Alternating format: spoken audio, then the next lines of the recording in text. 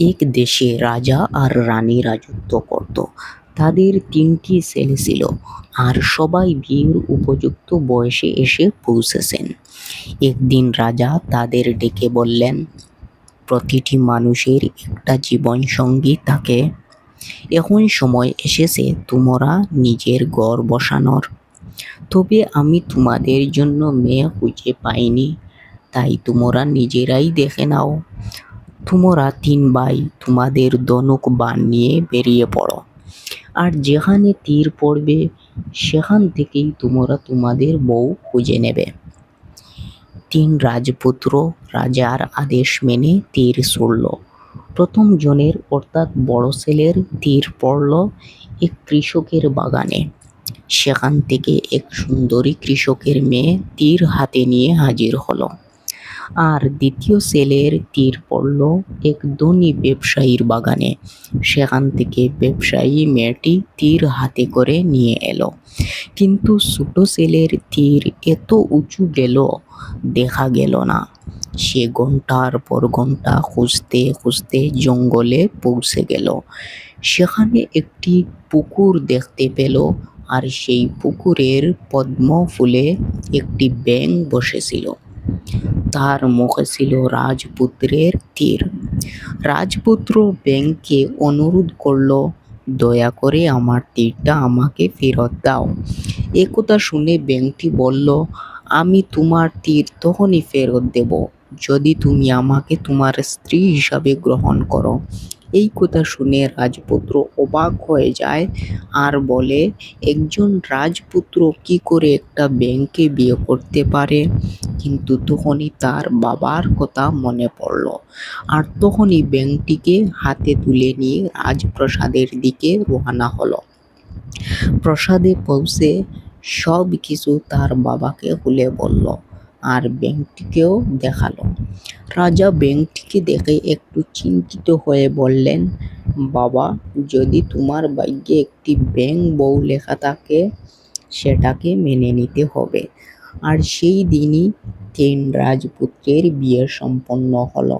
বড় ২ রাজপুত্র বিয়ে করলো সুন্দরী ও গুণবতী মেয়েদের, আর ছোট রাজপুত্র বিয়ে করলো সেই ব্যাঙকে। একদিন রাজা আবার ৩ ছেলেকে ডেকে বললেন, আমার প্রিয় সন্তানেরা, আমি দেখতে চাই তোমাদের স্ত্রীরা কে আমার জন্য সবচেয়ে সুন্দর জামা বানিয়ে দিতে পারো। ৩ জনেই বাবার আদেশ মেনে নিজ নিজ ঘরে ফিরে গেল।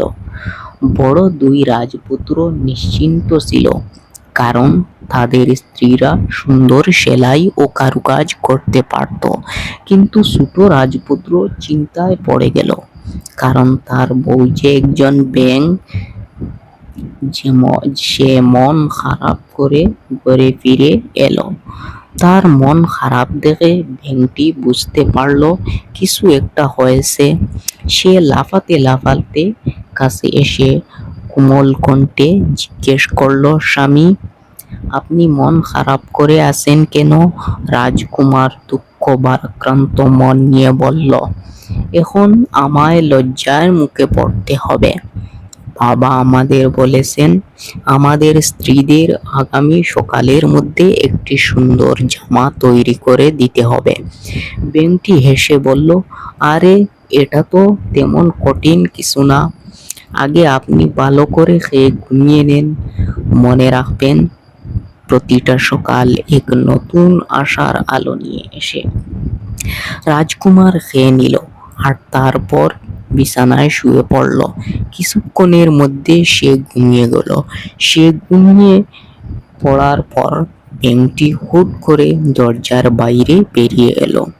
উঠোনে গিয়ে সে নিজের ব্যাঙের খোলস খুলে ফেলল, আর সঙ্গে সঙ্গে সে অপূর্ব সুন্দরী রমণীতে রূপ নিল।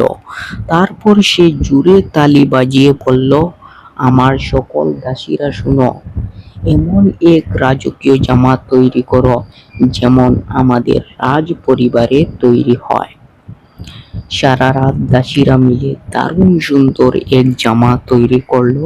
সকালে রাজকুমারের ঘুম ভাঙতে দেখলো ব্যাঙটি টেবিলের উপর বসে আছে, আর তার হাতে একটা সুন্দর জামা।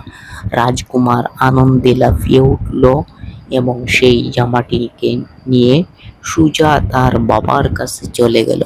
সে সময় রাজা তার বুড়ো দুই ছেলের জামাগুলি দেখছিলেন।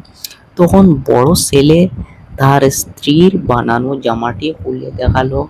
রাজা জামাটি হাতে নিয়ে কিছুক্ষণ ভালো করে দেখলেন, তারপর বললেন, এই জামাটা এতই সাধারণ যে কোনো গরিব কৃষকও হয়তো পরতে চাইবে না।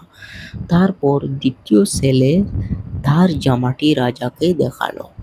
রাজা জামাটি দেখে বললেন, এটা এত বাজে যে কোনো কুমারও এটা গায়ে লাগাতে অস্বীকার করবে।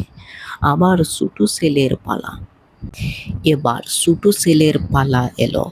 ধীরে ধীরে কাপড়ের মোড় খুলে রাজা দেখলেন জামাটি এতটাই রাজকীয় আর অসাধারণ ছিল যে চারপাশের সবাই দেখে অবাক হয়ে তাকিয়ে রইল।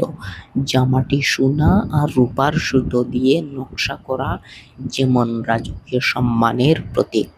তখন রাজার চোখে আনন্দের ঝিলিকি এসে গেল। তিনি বললেন, এই জামাই রাজার পরার যোগ্য। তিনি তিন